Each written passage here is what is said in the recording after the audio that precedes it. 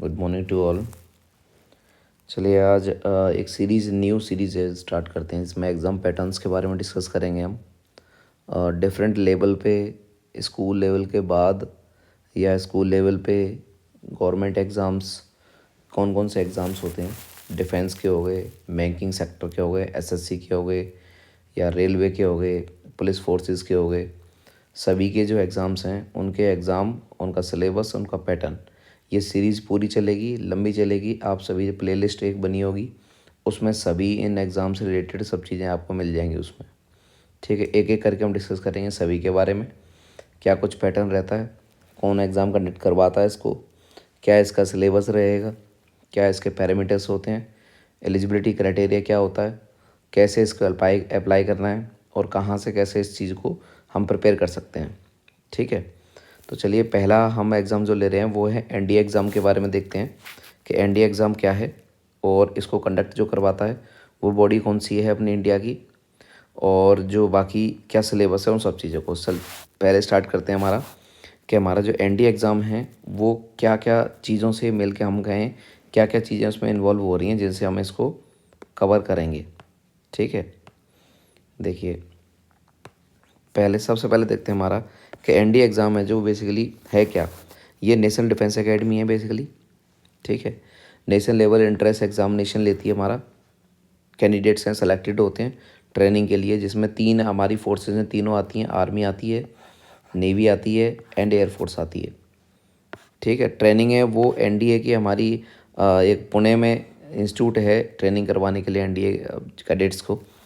ठीक है, तो यहाँ पे जाके सभी की क्या होती है, ट्रेनिंग होती है इसमें।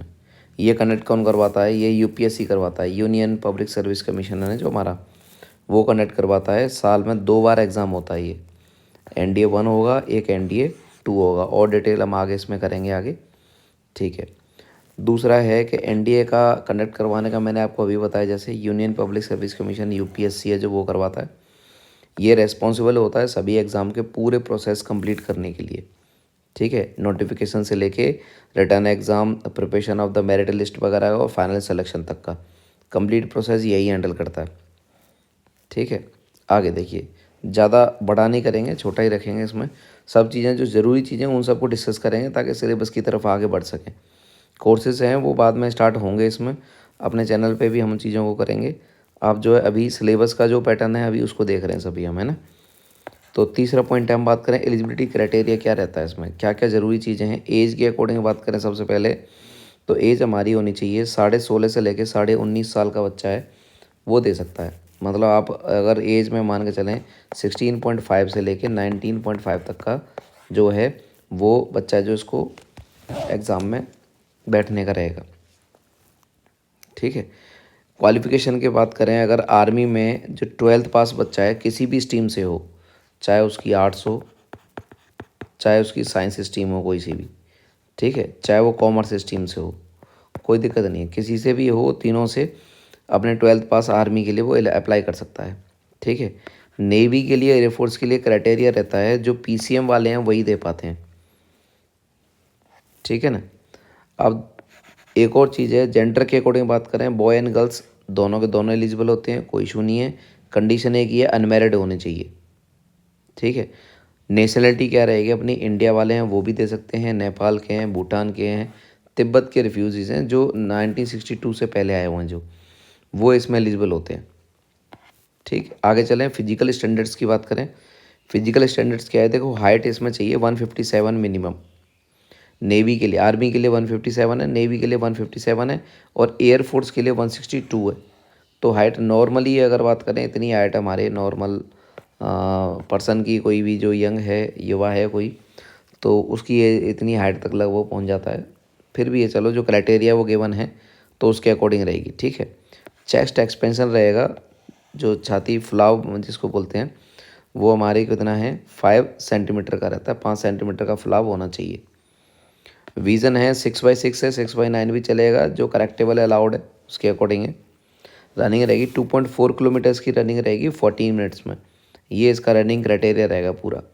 इसमें पुशअप्स भी होती हैं, सिटअप्स भी होंगी, पुलअप्स होंगे, और बैलेंस टेस्ट होगा जो हमारे इस तरीके से बीम अपनी होती है, इस पर आपको चल के बैलेंस करके दिखाना होता है। ठीक है, ये सब चीज़ें होती हैं इसके अंदर। आगे है हमारा एनडीए एग्ज़ाम पैटर्न क्या रहेगा। रिटन टेस्ट की बात करें, फर्स्ट फेज़ इसका रिटन टेस्ट होगा। तो रिटन टेस्ट में क्या क्या आएगा, देखो पेपर होंगे इसमें दो। पहला पेपर होगा मैथमेटिक्स का, जो 120 क्वेश्चंस होंगे इसमें, और टोटल 300 मार्क्स का होगा। 2.5 आवर्स टाइम होगा इसका ड्यूरेशन।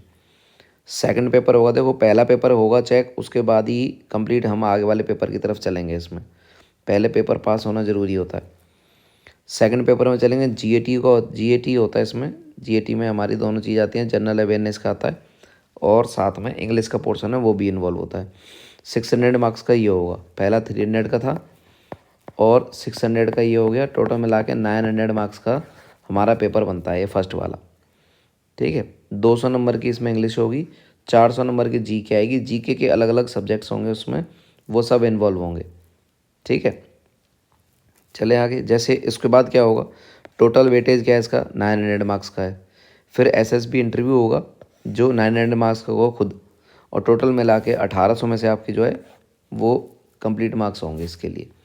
ठीक है, मेरिट लगने के लिए। फिजिकल भी होगा, उसके बाद मेडिकल होगा, उसके बाद मेडिकल के अकॉर्डिंग मेरिट लगती है बात है। ठीक है, एनडीए का डिटेल सिलेबस में क्या है, देखो मैथमेटिक्स के पोर्शन में मेनली हम ओवरव्यू में बात करें अगर, तो एलजेब्रा का पोर्शन आएगा, ट्रिग्नोमेट्री 12th बेस होगा ये। ठीक है, जो 12th में सिलेबस में उसके अकॉर्डिंग एलजेब्रा है, ट्रिग्नोमेट्री, मैट्रिक्स है उसमें भी, और ज्योमेट्री है, कैलकुलस है, प्रोबेबिलिटी और वेक्टर्स। इंग्लिश में इंग्लिश का जो ग्रामेटिकल पोर्शन है वो पूरा रहेगा। कॉम्प्रिहेंशंस हैं, वोकेबलरी है, एरर स्पॉटिंग है, ये सब चीज़ें आएंगी इंग्लिश में। जनरल अवेयरनेस के अंदर अलग अलग सब्जेक्ट्स हैं, देखो फिजिक्स भी आएगी, केमिस्ट्री भी आएगी, बायोलॉजी आएगी, history, geography and current affairs रहेंगे।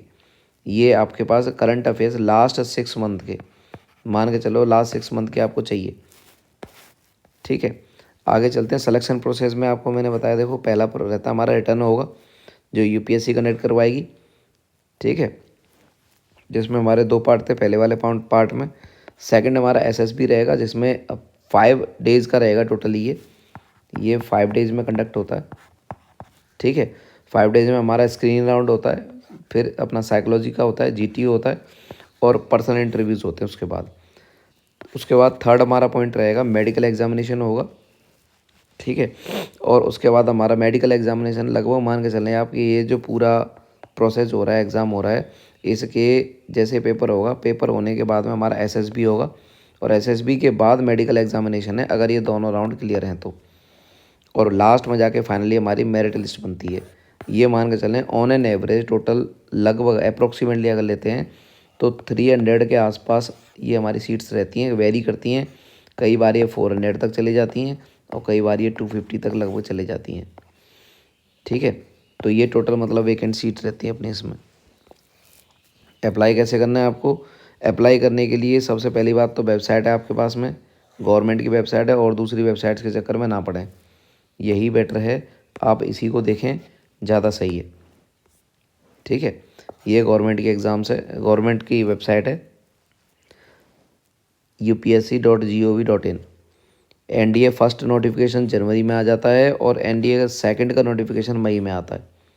एप्लीकेशन फ़ीस है उसकी 100 रुपीज़ है। फीमेल SC ST को इसमें कोई भी चार्ज नहीं देना, सीधा सीधा अपना फॉर्म फिल हो जाता है उनका 0 फीस पे। ठीक है, तो ये सब चीज़ें हमारी इसमें थी एनडीए के लिए। ठीक है, और अगले एग्ज़ाम की, जिसकी भी एग्ज़ाम की अगर मान लो आपको कोई भी दिक्कत आती है किसी के लिए, आप कमेंट कर सकते हैं इसमें, जिससे कि हम उसको पॉइंट को हम आगे डिस्कस कर सकें। ठीक है, थैंक यू।